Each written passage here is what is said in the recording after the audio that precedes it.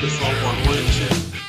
No áudio a respeito dos intraterrenos, eu acabei falando só por cima dos túneis encontrados pelo explorador espanhol Francisco Pizarro quando ele estava invadindo a América do Sul, e especialmente a parte lá da Colômbia, Bolívia, Peru, Chile.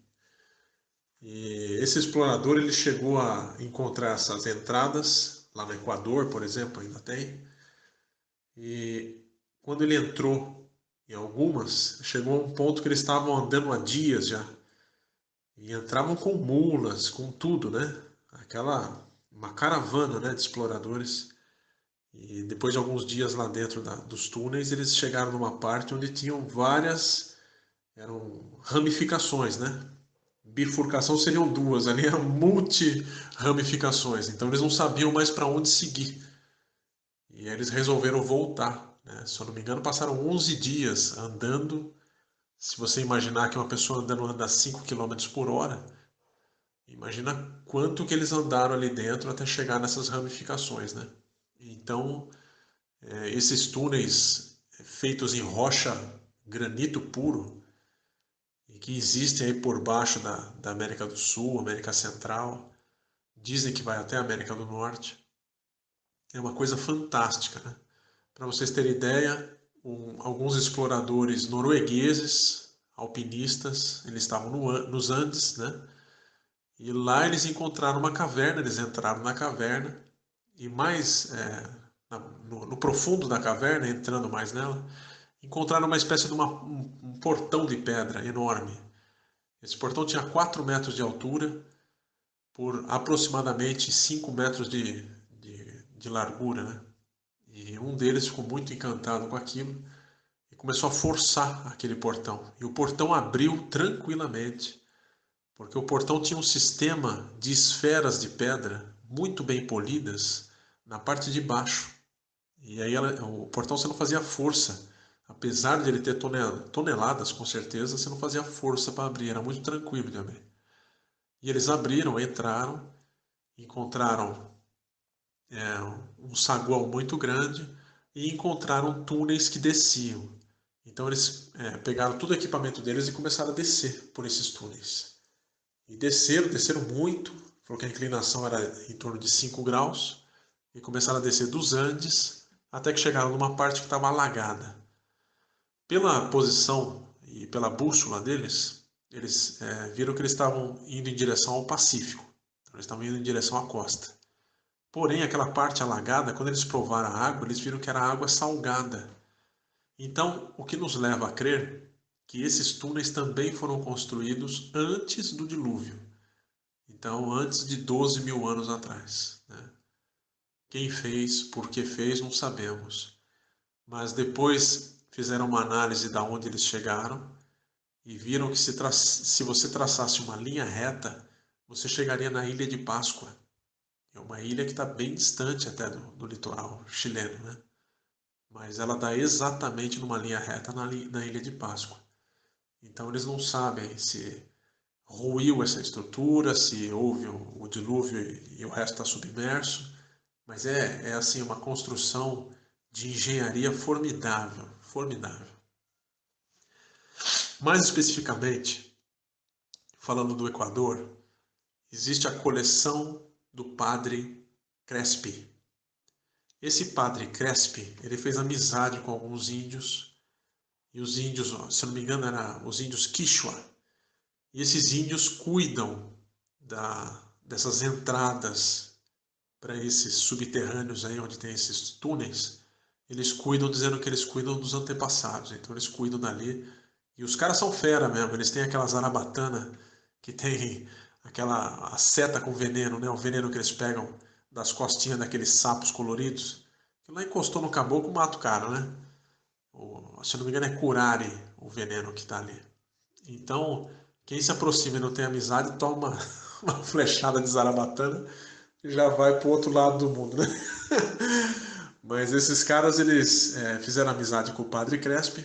E o Padre Crespi, um cara muito dedicado, católico, muito dedicado mesmo, ele ajudava muito esses índios. Então ajudava nas coisas rotineiras, né? Machucados, mesmo com alimentação, o que ele podia fazer, ele fazia.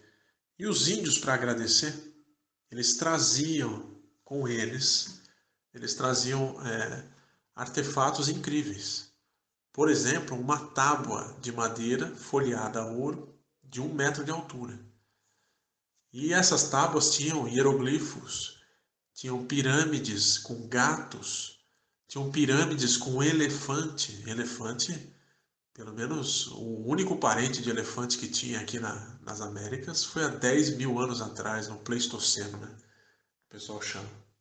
Então, e não era nem parecido com, com elefante, era um pouquinho diferente. E trouxeram um elefante tipo africano, né? Nesses desenhos. E o padre Crespi, muito agradecido, pegava isso e ia guardando. Então ele foi guardando na capela de Nossa Senhora, lá onde ele cuidava, né?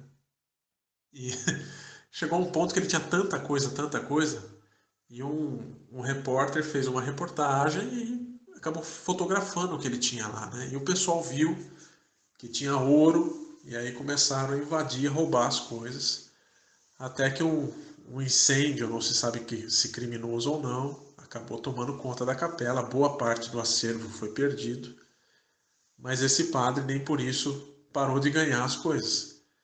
E aí ele fez amizade com os índios e os índios levaram ele para dentro de um dos túneis, onde ele encontrou, lá seguindo um túnel, encontrou um saguão enorme, e nesse saguão tinham mesas e cadeiras, mas muito pequenininha, como se fosse para criança, e tinha uma biblioteca inteira em estantes.